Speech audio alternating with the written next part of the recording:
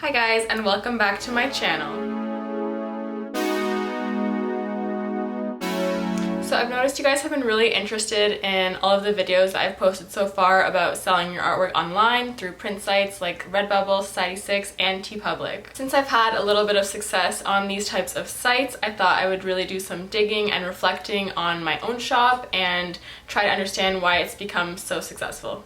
By no means am I saying that I'm the most successful person on this site, because I'm sure I'm not, but I am pretty happy with how much I've made, especially for the work that I put into it. So I figured you guys would like a little bit of extra cash in your monthly income as well. Like I mentioned in my last video, I have had most of my success on Redbubble, so once again I'm focusing on that site for this video. But I'll stop rambling on now and get into how you can be successful on Redbubble too. But before I get into this video, I'd really appreciate if you guys subscribe to my channel so you can stay up to date with all of my latest videos and tips on how to make money online. So before I get into the tips, I just wanted to give a little disclaimer out there that these tips are things that I've come up with based on my shop and my success. So by no means are they a foolproof plan of how to become successful, and if you follow these exact steps you will get the exact same success that I had, but they're things that I think are important to grow your presence on these sites and to make sure you have the best chance for success. Of course, there's probably lots of other tips out there as well, but I think these are some of the most important ones to kind of keep in mind, especially if you're just starting out or haven't had as much success as you wanted to on print sites. So the first tip is something I noticed a while back. It's that patterns and landscapes sell the best. So when I was starting to get a lot of sales, I noticed that most of the prints that were selling really well were some sort of pattern, whether it was a pattern that I made, a pattern in nature, but it was some sort of repetitive design that didn't have too many elements going on.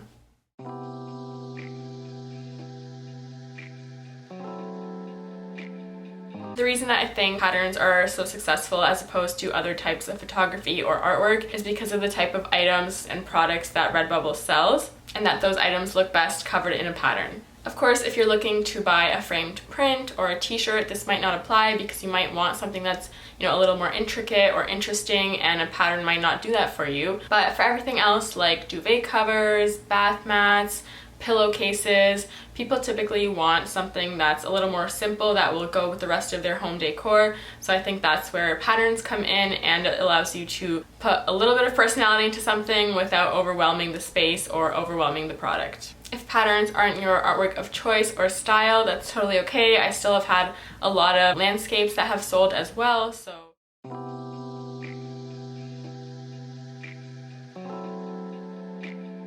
don't give up, and you can definitely just take a different angle on it. But for me personally, like I said, that's what's done the best. Landscape pictures have done pretty good for me as well, but just not as good as patterns. So for the landscape pictures, I usually take a lot of nature pictures, especially at the beaches, though I feel like those are environments that people wish they could be in more often, so I think that's what attracts them to that type of photography. So my second tip is to use as many tags as you can think of. So tagging your artwork is pretty much the only way people are actually going to find it. Not only is it one of Redbubble's top tips for how to be featured on the homepage or be included as a featured artist on the homepage, but it's also just best SEO practices. So when I first started, I was only tagging my artwork with about 5 to 7 tags each, and so I think that's why a lot of my less popular pieces weren't really getting shown to people and were never coming up in searches. So since then, I've obviously added a lot more tags to those pictures as well. Ever since I've started focusing more on tagging, some of my less popular pieces have even begun to start getting sales, and some of them don't even have like 20 likes, but they've still generated the occasional sale. So I personally think that it is due to the tagging, because they're showing up at least in searches, and I'm sure it also has to do with the fact that my more popular pieces bring people to my page. I'm sure the tags have also helped them get there. For example, I recently uploaded a piece called Pink Italian Houses, I think, and it was of some obviously pink houses in Italy, and obviously I was tagging the location a lot because that was kind of the only unique thing about that picture.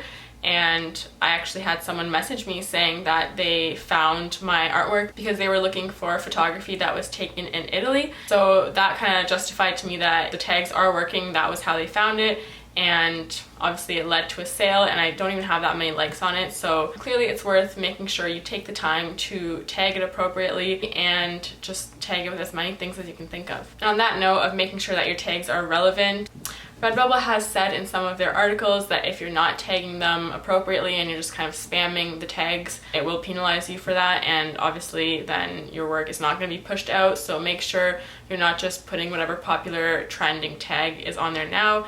Make sure you at least make it somewhat relevant to your tag. Obviously not all tags can be equally good, but try to make sure there's some connection there between your tag and your artwork or picture. So now we can move on to my third tip. This is another big one, and it is to optimize all of your photos for the items that are available. So I quickly mentioned this in my last video as well, but I can't stress how important it is that you make sure all of your photos fit to all the products, because it's really crucial to the success of your shop. Redbubble looks to promote people that have the best chances of A, selling their artwork, and B, selling as much of their artwork as possible. For example, if you and another shop have a very similar print available and they both have 500 likes, Redbubble naturally will want to promote both of these pieces. But if your print only has t-shirts enabled for it and the other shop has all of the products enabled for it, which is, I don't know, I think like 65 to 70 different products, then Redbubble is obviously going to choose to promote the other artist's work over yours. And that means that they'll push that artist out first on searches and potentially the homepage, because they have a way better chance of making a lot more money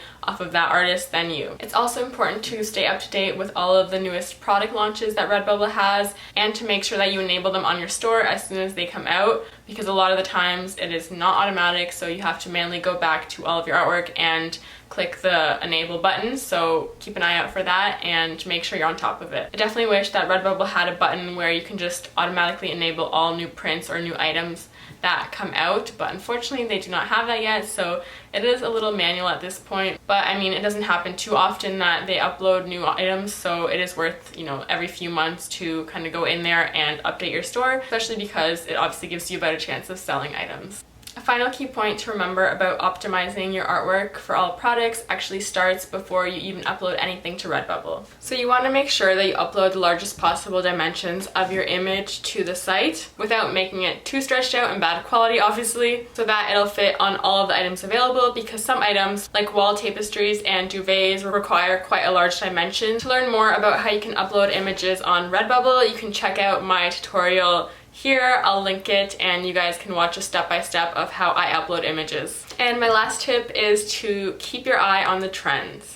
Just like with any other social media platform, there's always going to be trends that are popping up on here. Especially with different holidays and celebrations coming up throughout the year, different types of artwork will be emphasized on the homepage and in the search results. I think the reason that the summer months are some of my best earning months are because a lot of my content is very summery and tropical, so obviously Redbubble is going to push it out a lot more than they would in a winter month, because people are kind of in the summer mode and they want to buy summer related products. So actually when I started, I noticed that there were a lot of popular beach and ocean images on these sites. So I took some of that as inspiration to focus on those types of images when I first started uploading, because I had a huge collection of vacation pics and most of those vacations were tropical, and I naturally tend to gravitate to taking pictures of the ocean and of the beach. So I had this inventory that I wasn't really using for anything, so I was like, you know what, this is the perfect time to try these sites out, and it ended up working out.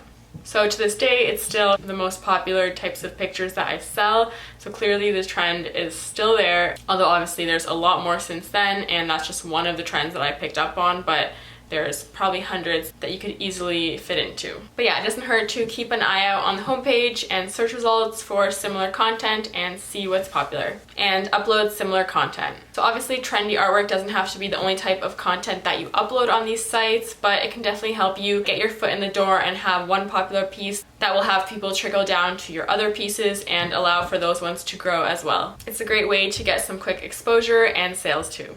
So if you like these tips, give my video a like and subscribe to my channel. I'll make sure to keep filming content about print sites and Redbubble. I can expand my horizons to other sites as well, so keep an eye out for that. I definitely don't think there's a secret formula to quickly become successful overnight. It definitely takes a while to kind of grow to a stable income point on these sites, and every month can change. Some months I might only get $200 US, while other months I might get 700 to 800. So it really depends, and it kind of fluctuates like that consistently, but at least you can get kind of consistent growth over time. And for me, I know that there's a certain amount per month I can count on that I will get from these sites, and then anything above that is kind of extra and a nice bonus. But those are my 4 tips for how to become successful on Redbubble for today.